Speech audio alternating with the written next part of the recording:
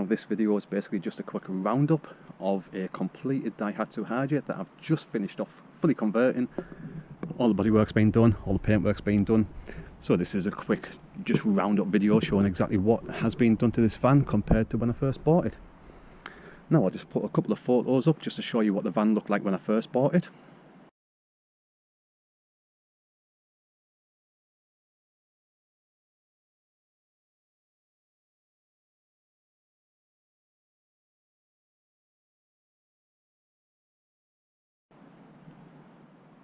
So as you can see, it was a really basic panel van, lots of rust spots to take care of, nothing in the interior wise, so everything had to be stripped out. So what have I done to the van? Well, when I first bought it, as I say, all the old interior was completely stripped down, all the old flooring was taken up and the full inspection of the floor was done. I've then insulated the flooring with 2 layers of XPS foam mats, and then the flooring itself has been laid with Altro type safety flooring. This stuff is rubberized flooring, so it's a hell of a lot thicker than your standard your standard lino type flooring. Near on impossible to puncture through this compared to lino, where you just stand on anything and it just pushes straight through. So the floor was fully inspected, cleaned down, any rust spots ground back, floor was insulated, then I've had flooring laid down. After that, I stripped off the old ply panels that were in the wall and removed the basic insulation that the previous owner had tried to do. Every single panel in this van has had Celotex type insulation installed in it. The roof lining has had a full sheet of jab light put along it as well. Then after the insulation was installed, also in the sliding doors as well, everywhere is insulated in this van. After all that was done, I've then went along and carpeted all of the bare metal in the van, as you can see, as well as all of the ply panels, and I made a new headlining and I've carpeted all that as well. Now after the ply panels were all carpeted and placed in place, I've had to fit some downlighters into the headlining. You can see there's 4 LED downlighters and those are wired up to a remote controlled dimmer switch, so just turn it on and the lights come straight on and off. You can reduce it by 25%, 50% or 100%, or as much as you want, just with brightness up or down. As you can see, it goes down and back up to full brightness. Turn it back off, lights off. Handy little thing that. So after the lights were fitted in, I've then fitted in a 28cm skylight. Now the skylight has been colour coded on the roof when it went in for paint, otherwise I just thought it would have looked a bit daft having a full blue van with a white skylight on the top. So that's been colour coded on the outside, the inside's still white, and that still offers a little bit of extra light when it's up, but more importantly it offers ventilation for if you're cooking on the actual hob or anything like that. So once the skylight was in, I've then fitted in the window in the sliding door. Now this window is out of an old caravan door. These windows fit perfectly into sliding doors in micro camper vans. This is the 3rd type of this window that I've fitted into a van recently, and each time they've gone in with absolutely no problems, and they always look really nice when they're in. So that's the sliding door window, and that means that it will meet the DVLA requirements, because the DVLA do always stipulate that you do need a window in the side of a van. It doesn't need to be in the sliding door, it could be in a panel as well, but as long as there is a side window in a van, it should meet the DVLA requirements. So once all the flooring was done, the insulation and carpeting was in, the lights were in, the skylight was in, window was in, it was then time to start then building up the actual interior.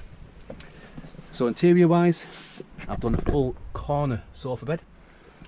This sofa bed is round about 190cm long and just around about 80cm wide when it's out into the double bed as well. The cushions themselves are old caravan cushions that I've cut down both widthways, depthways. I mean, they've basically all been cut down to shape and to the size that I wanted.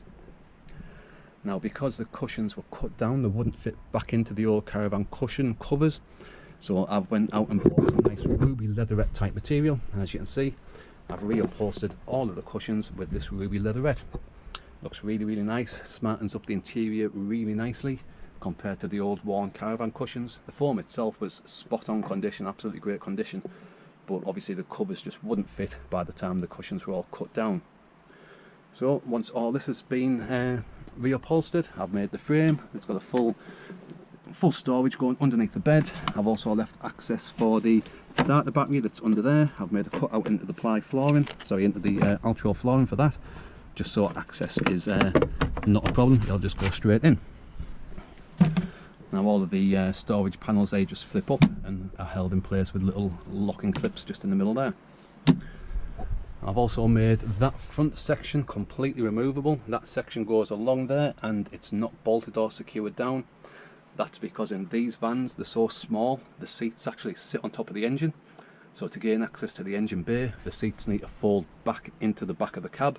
So if any maintenance was ever needed, either engine wise, gearbox wise, anything like that, that section that goes across there just lifts straight up and out the van, one-handed in seconds. And then that means that the chairs can flip back, gain access to the engine bay, or you can gain access to the gearbox cover that's under there as well. Now to make it into a double, there's just one long ply sheet, and that just slides out and sits between the bed frame there and this additional plank on the kitchen unit. That then creates the full extension out. This cushion and a few other cushions would then sit in the middle, and that's what makes the double bed up. I'll put some photos up of it made up just to show you what it looks like when it's all made up into the double bed position just now as well.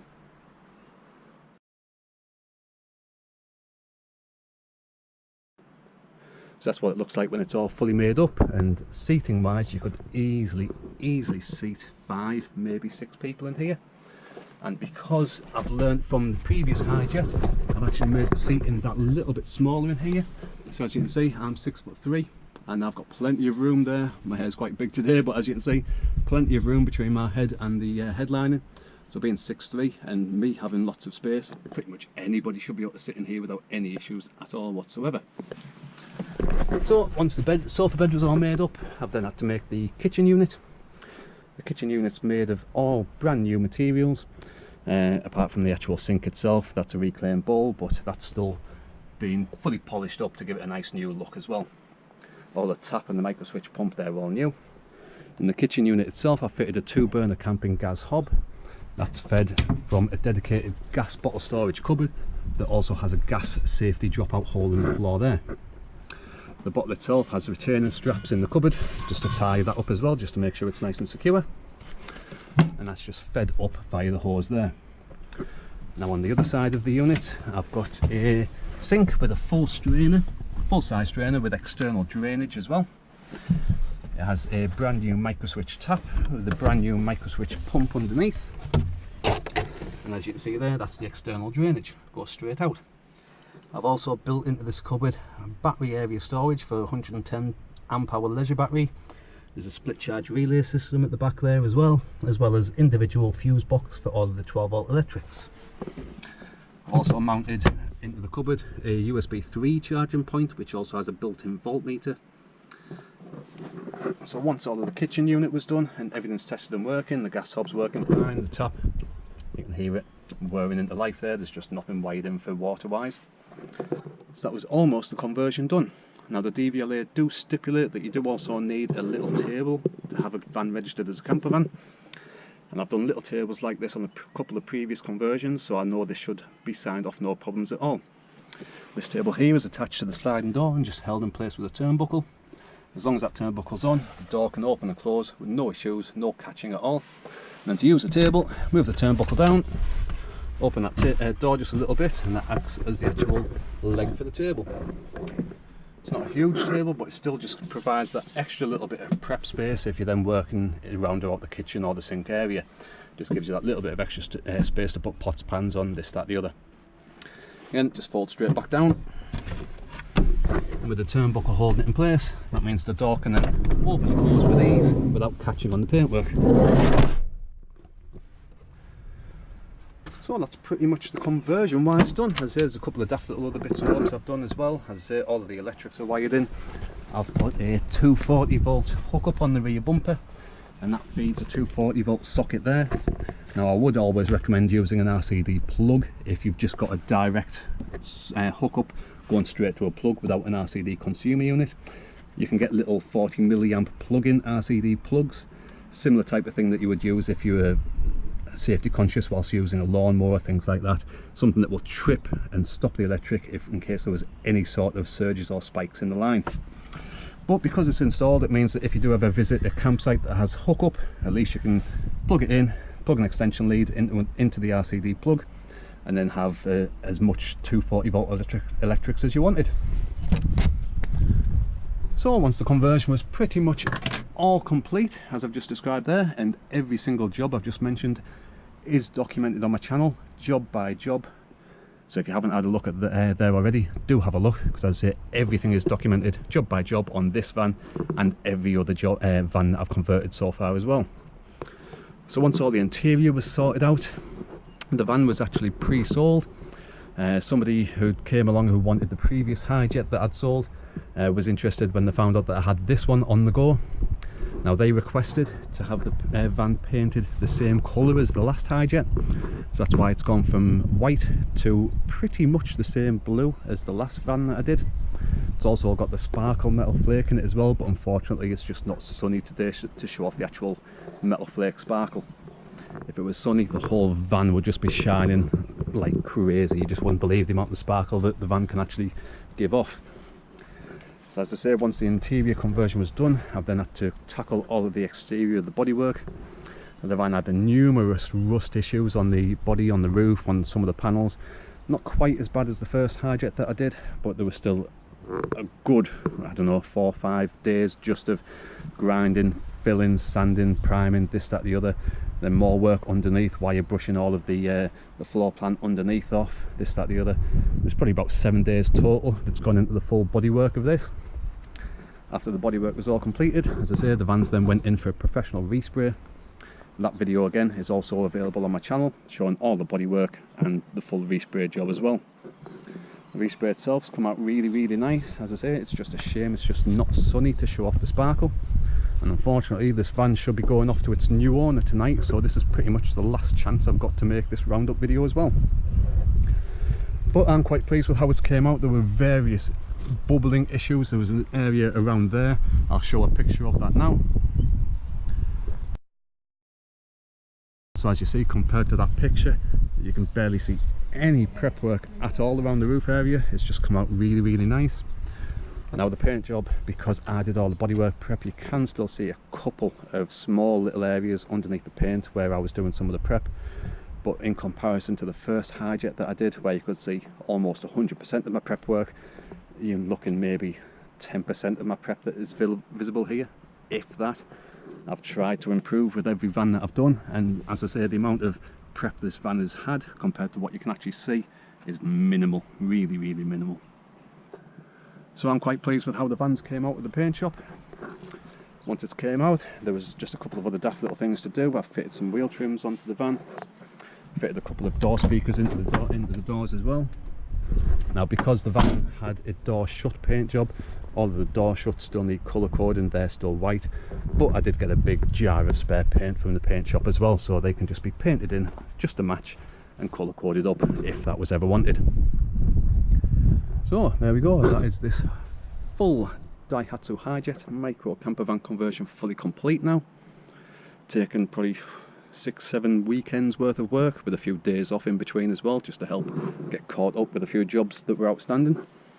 So it hasn't really taken that long to do the full conversion really. Now obviously having done a previous Hijet just a couple of months ago did help.